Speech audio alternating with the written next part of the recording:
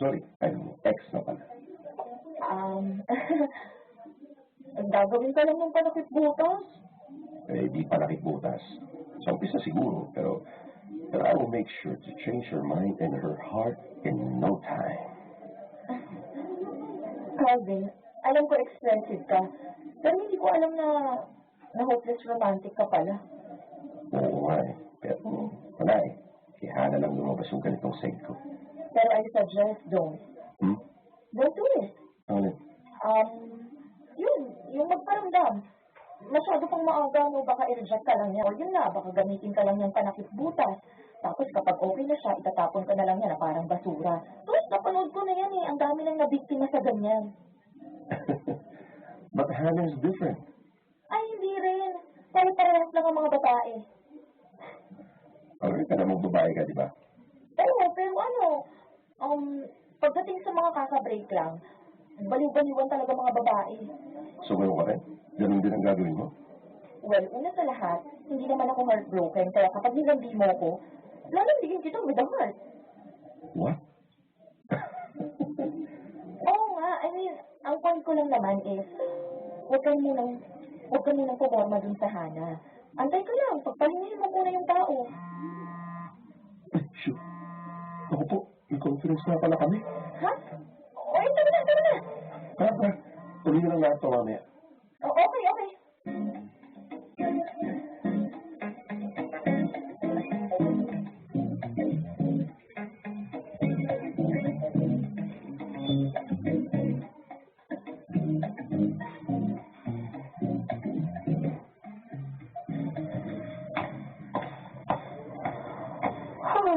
Grabe, naantok na ako. Mas mahirap pala kapag hanggang 10 p.m. ang pasok. Parang gusto sa'yo umuwi ng 6 a.m. Buti malapit na ako sa apartment. Nag-send pala si Calvin ng photos ng Hana. Ano bang meron sa babaeng to? Pitit na puti. Okay. Mahaba buhok. O tapos? Cute, oo. Pero I got wala siyang personality. Ano ba nagustuhan ni Calvin dito?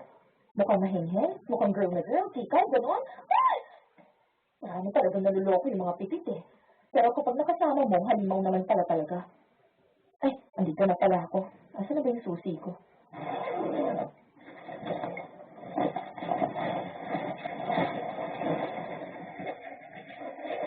So ano, lalayas ka? Kasama ka sa lalaki mo, di magsama kayo. Ha? Ano yun? Nag-aaway ba yung kapitbahay ko? Sino dun? Talagang aalis ako. Ang hirap kasama na tulad mo. Masyado kang siloso. Nakakasakal. Sana talaga ng lalaki na lang ako. Itong apartment C. Ano sana? Ginawa mo naman na. Akala mo di ko nakikita yung nag-ahatid sa'yo dito araw-araw? Bahala ka sa buhay mo. Isipin mo ang gusto mong isipin. Basta ako, aalis ako. Siguraduhin mo lang na hindi mo ako guguluhin sa office namin, ha? Sabi siguraduhin mo lang na hindi ka na babalik dito. Lahat ba ng gamit mo, nakuha mo na? Kung hindi pa na ako, bukas na bukas isusulugin ko lahat yan. Bahala ka. Do whatever you want. Talaga? Diyan ka na. Sorry. Sorry din. Okay ka lang? Oo. Pasensya na. Insensitive talaga yung babae niya kahit kailan eh. Ikaw, okay ka lang? Ha? Sorry, ang lakas kasi ng boses niyo kanina. Medyo narinig ko. Okay lang ako. Malinis konsensya ko. Kaya okay lang ako. Sige, papasok na ako Okay. Sure ka? Okay ka lang? Oo. Pumasok ka na rin kaya. Wala kang tsinelas, oh. Oo nga pala. Sige, see you.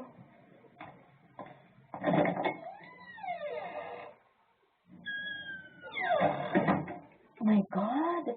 Oo nga pala. Hindi lang pala akong sawi sa pag-ibig. Marami nga pala mas malala ang sitwasyon kaysa sa akin. Teka, sabihin ko ba kay Dila na nakita ko rin yung lalaking sinasabi niya naghahatid kay Elaine? At hindi lang hatid ang ginawa. With matching tukaan pa. Ay, huwag na nga. Makikisali pa ako sa gulo ng iba. Hindi ko na nga alam gagawin sa sarili kong love life. Ay!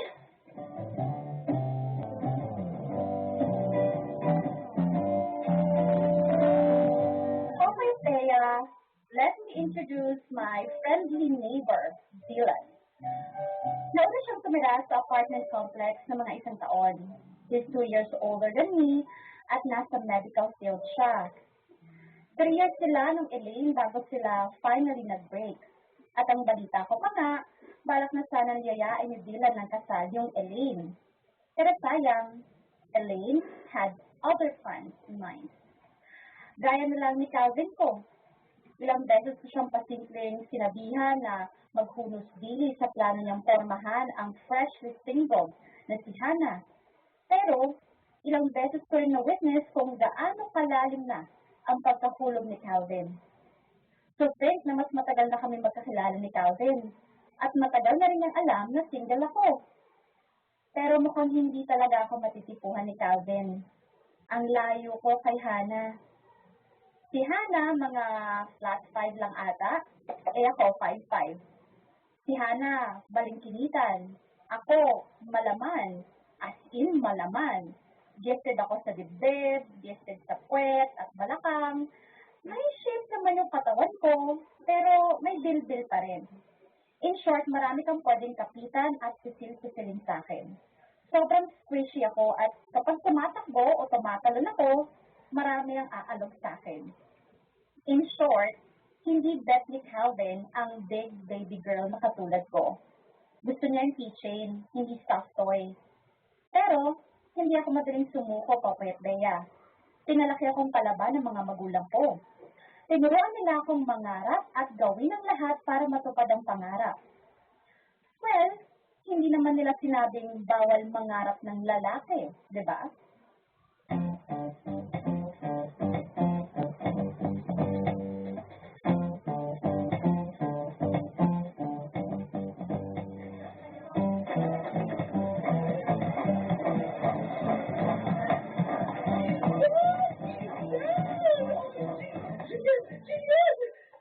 Bakit? Ano nangyari? Naku, Day. Maluloka ka sa chika ko ngayon. God! Ano, chika? Teka nga, kumalma ka. Matatamaan mo yung kape ko. Okay. Eto ka na nga. O ano? Wag kang mag-overtime today, ha? Umuwi ka kapag uwian na. Well, wala naman akong planong mag-OT, pero bakit ganun ka-importante masabi mo sa akin yan? Kasi, narinig ko kanina, kausap ni Calvin si Hannah sa phone. Si Hannah? Si Hannah! Okay. Tapos, nagpa-plano sila ng kakain sa labas after duty. Kain sila sa labas? Ano yun, Dave? Aba, siguro doon kay Hannah, hangout lang. Pero sa baby boy natin, baka date na. Sino naman yun? Ah, ganun. Tapos kung hangout lang pala yan, edi okay lang makijoin. Ay, correct! Correct ka dyan, Moms. May gagawin ka ba mamaya, Kim? Mamaya? Ay, wali na wali. Kung meron man, parang gusto ko rin kumain sa labas. Parang gusto ko rin mag-hangout. Yun naman pala yun. Sige na, balik sa trabaho. Alam mo na gagawin natin mamaya, ah. Copy that, Mom Sia. Very good.